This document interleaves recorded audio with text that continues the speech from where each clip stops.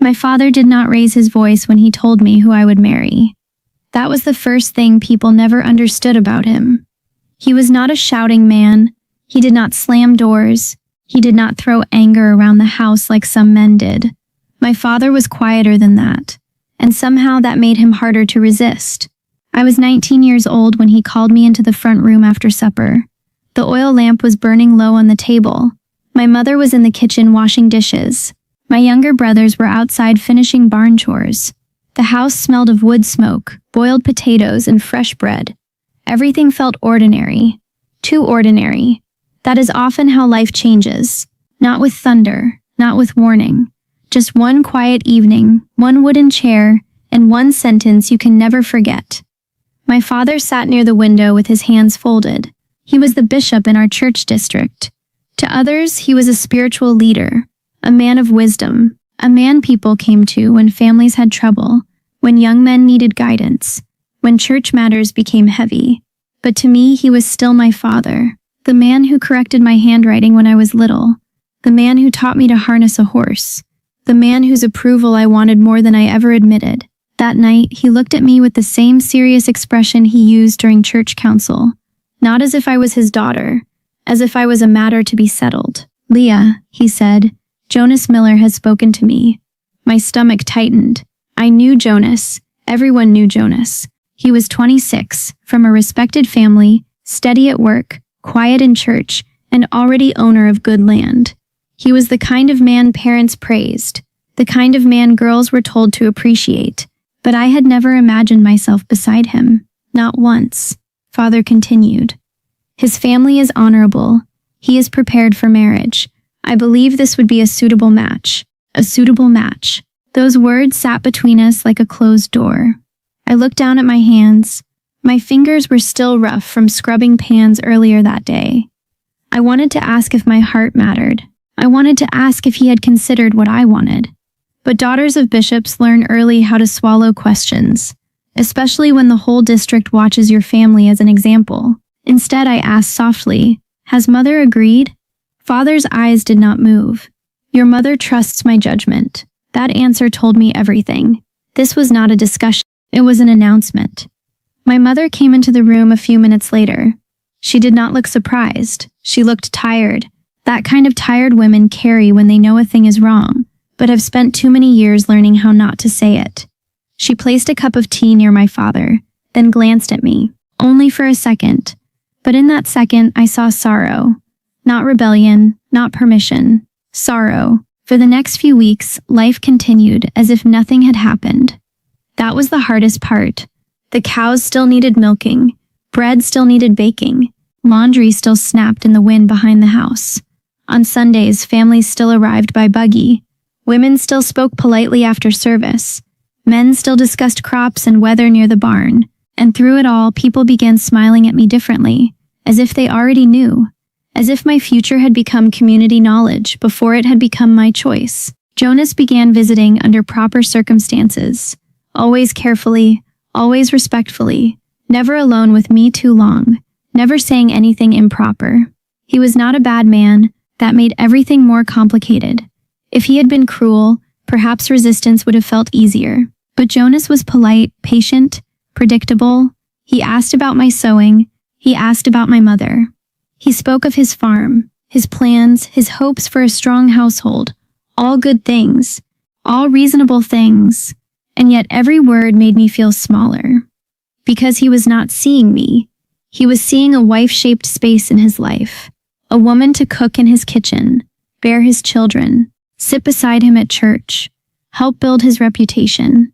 Maybe he would have been kind. Maybe he would have provided well. Maybe everyone would have called it a blessed marriage. But deep inside, I knew something I was afraid to admit.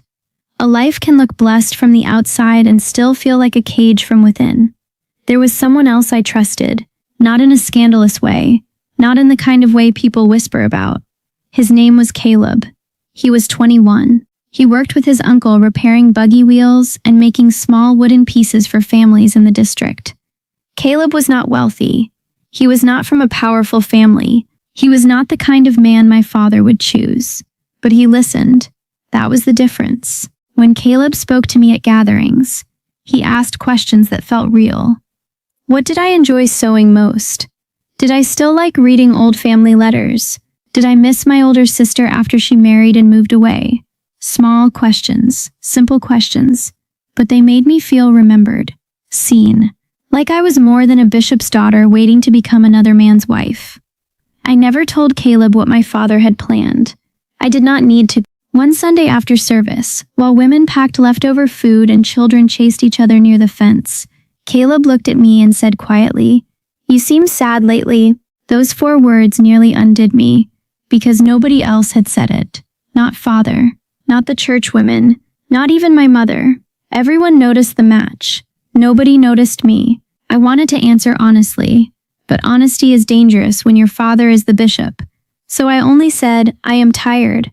Caleb nodded slowly. Then he said, "Tired hearts need rest too." I carried those words home like something hidden in my apron pocket.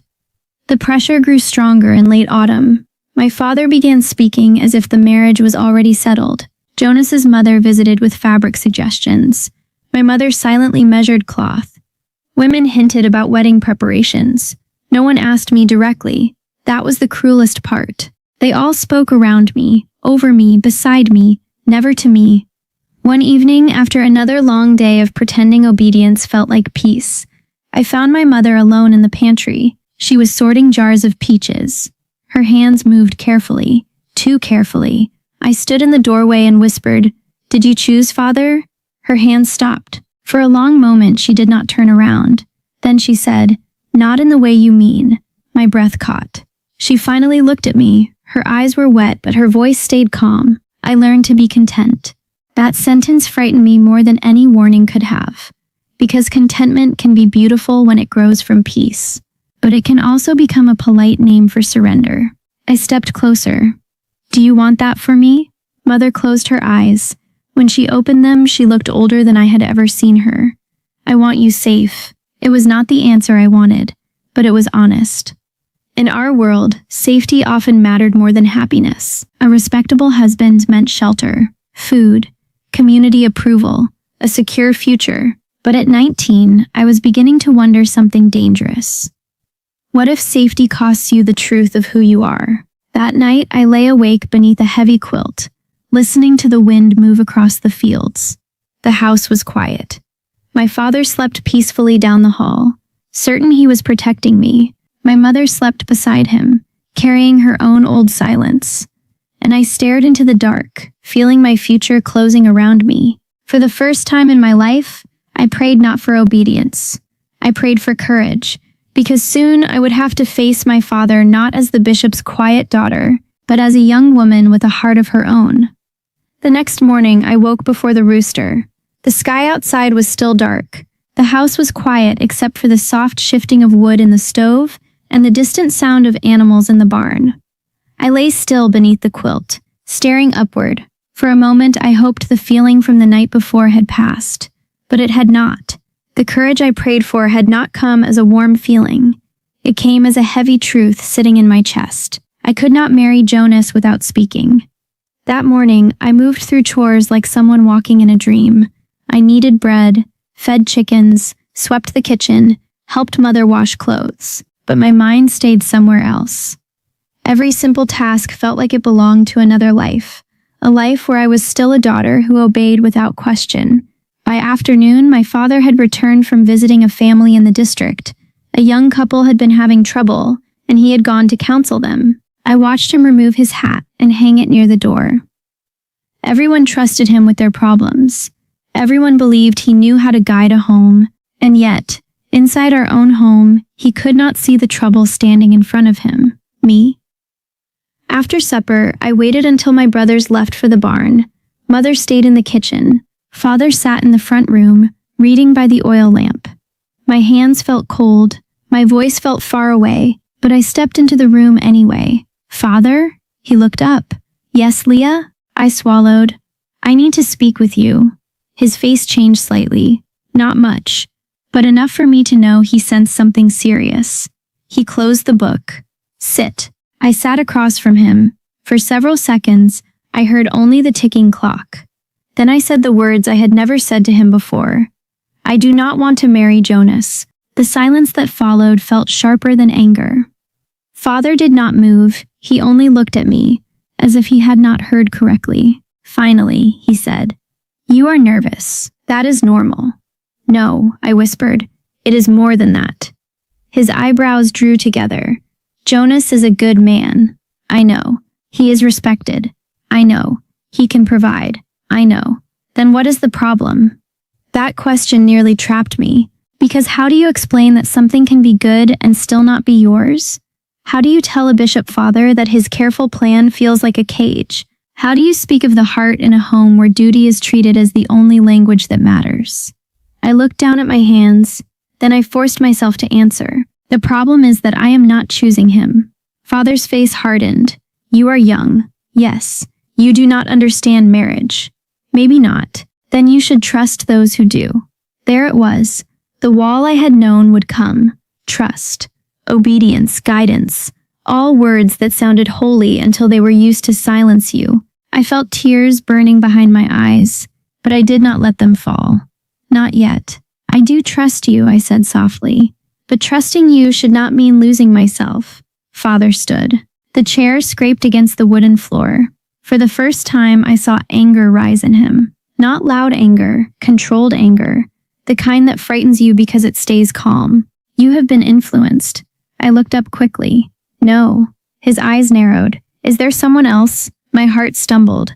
I thought of Caleb, his gentle voice, his small questions, the way he noticed sadness when nobody else did. But I knew if I said his name, Father would turn this into something it was not. So I answered carefully, "This is about me." Father shook his head. "A daughter does not suddenly speak this way without influence." The accusation hurt, because it meant he believed my own thoughts could not belong to me. If I obeyed, I was wise. If I questioned, I was influenced. That was the trap. Mother appeared in the doorway. She must have heard enough. Her face was pale. "Please," she said quietly. Father turned toward her. "This concerns Leah's future." Mother's voice trembled. "I know." He looked at her, waiting. For a long moment, she seemed to shrink beneath his gaze. Then something changed. Something small but powerful. She lifted her chin. She should be heard. The room went still. I had never heard my mother speak against him, not directly, not even gently. Father stared at her as if she had stepped outside the order of the world. Mother clasped her hands in front of her apron. "She is not refusing faith," she said. "She is asking not to be given away without her heart." Those words broke something open inside me, not because they solved everything, because for the first time I was not standing alone. Father looked from Mother to me. His face was unreadable. Then he said coldly, "This conversation is finished for tonight," and he walked out. After he left, I began to shake. Mother came to me quickly and held my hands. Neither of us spoke for a while. Then she whispered, "I should have said more sooner." I looked at her through tears. She touched my cheek. I was afraid. That admission stayed with me. Because fear does not always look like panic. Sometimes fear looks like obedience. Sometimes it looks like silence. Sometimes it looks like a mother measuring cloth for a wedding she knows her daughter does not want. The next Sunday was harder than any Sunday I remember. Everyone seemed to know something, not the whole truth, but enough. Jonas avoided looking directly at me. His mother gave my mother a stiff greeting. The women near the food table spoke softly, then stopped when I came close. In Amish life, gossip does not need electricity to travel fast. It moves by porch visits, buggy rides, sewing circles, half sentences after church, and by afternoon I felt every eye on me. After the meal, my father spoke with Jonas near the barn. I could not hear them, but I saw Jonas's shoulders stiffen. Then he looked toward me, not angrily, sadly. That surprised me. Later, when I went to help gather dishes, Jonas stepped near me with careful distance. "Leah," he said quietly. I froze. "Yes?" He looked embarrassed. "I did not know you felt pressured." I did not answer. He nodded, as if my silence confirmed it. Then he said something I never expected. "I do not want a wife who feels handed to me." For the first time, I truly looked at him. Not as the man chosen for me, not as the shape of my father's will, but as a person, a decent person caught in the same plan. "I am sorry," I whispered. He shook his head. "I think maybe we both are." Then he walked away. That moment changed how I saw him. It also changed how I saw my father, because Jonas, the man everyone thought I should obey into marriage, had shown more respect for my choice than my own father had. That evening, father returned home silent. During supper, nobody spoke much. My brothers sensed trouble and kept their eyes low. Mother moved carefully around the room. I waited. I knew this was not over. After the meal, father called me outside. The sun was setting behind the fields. The sky burned orange and gold. We stood near the fence where he had once taught me to tie knots when I was small. For a while, he said nothing. Then he spoke. "Jonas has withdrawn his interest." I closed my eyes. Relief moved through me so quickly I almost swayed. Father noticed. His jaw tightened. "You understand what this means?" I opened my eyes. "It means I will not marry him. It means people will talk. They already do. It means some will question your obedience." I looked at him. "And some may question your judgment." The words slipped out before I could stop them. Father's face changed. For one terrible second, I thought I had gone too far. Then he looked away toward the field. The silence stretched long. When he finally spoke, his voice sounded different. Lower, older. "I wanted to protect you." I believed him. That was the painful part. "I know," I said. He nodded slowly. "I thought a strong family and good land would keep you safe." Maybe it would. Then why was it not enough? This time, I did cry, not loudly, just a few tears. Because I do not want to be safe in a life where I am not seen. Father looked at me then, really looked at me, and for the first time, I wondered if he saw not a problem to manage but a daughter he had nearly lost without her ever leaving home. He did not apologize that night. My father was not a man who found apologies easily, but something in his face softened, and sometimes with men like him, softness is the first crack in a wall. Still, I knew the road ahead would not be simple. A bishop's daughter refusing a match was not a small thing, and my choice would soon test not only my courage, but my family's place in the entire community. The weeks that followed were some of the loneliest of my life, not because people were openly cruel. Amish communities rarely work that way. Disapproval usually arrives quietly, in lowered voices, in longer silences, in conversations that stop when you walk into a room. For the first time, I understood what it felt like to disappoint an entire set of expectations. Not because I had done something immoral, not because I had broken church rules, simply because I had said no. And for a bishop's daughter, that was enough. At church gatherings, some women looked at me differently. A few seemed sympathetic, others seemed confused. One older woman told me gently, "Sometimes happiness grows after marriage."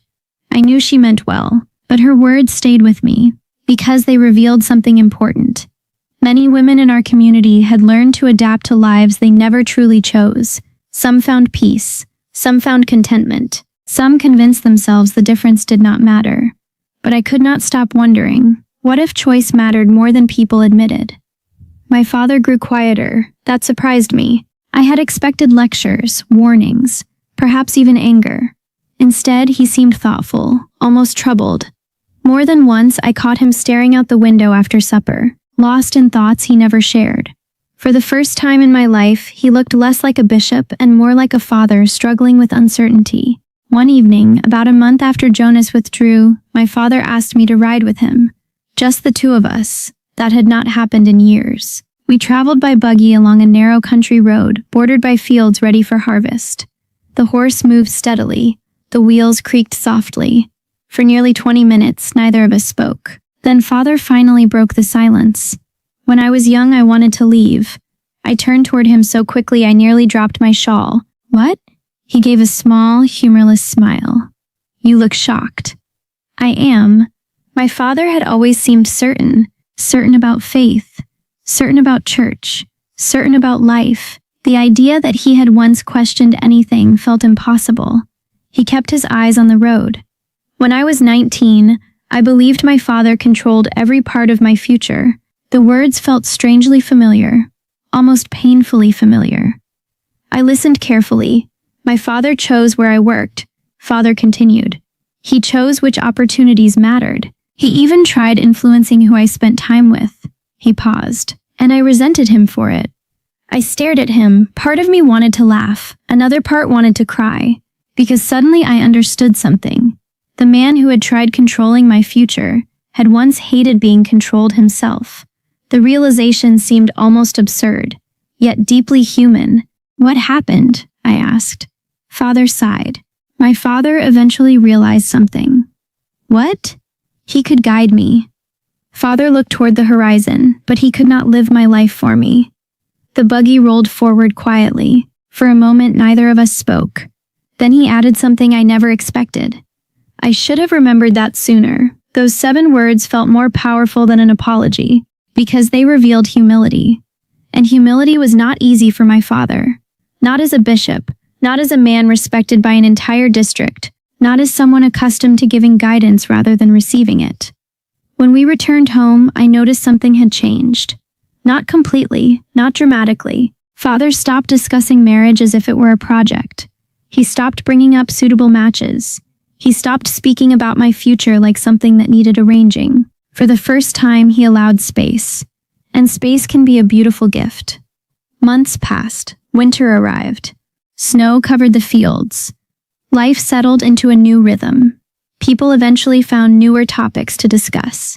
New engagements, new births, new community concerns. The attention surrounding me faded, and with it, some of my fear. One snowy evening, our church district held a gathering at a neighboring farm.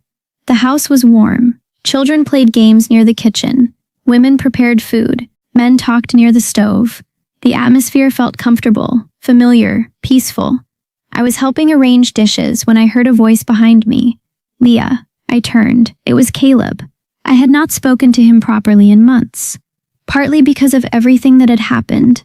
Partly because I needed time to understand my own heart before involving anyone else's. He smiled.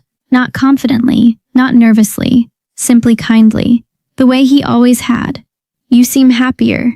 I laughed softly. I think I am. He nodded, then said something simple. I am glad. No dramatic declarations followed. No secret romance. No grand promises. Real life rarely works that way.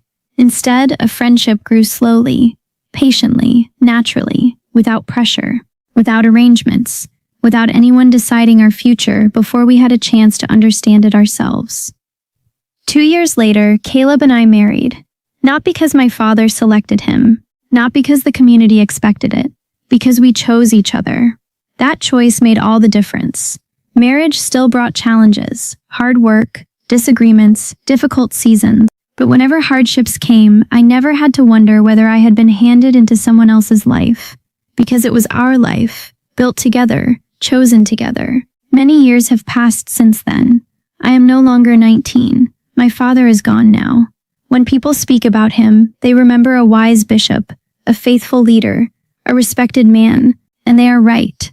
He was all those things. But when I remember him, I think of something else. I think of a father brave enough to change. Changing your mind is difficult, especially when your identity is built upon being right. Yet my father eventually chose understanding over pride. And because he did, our relationship survived.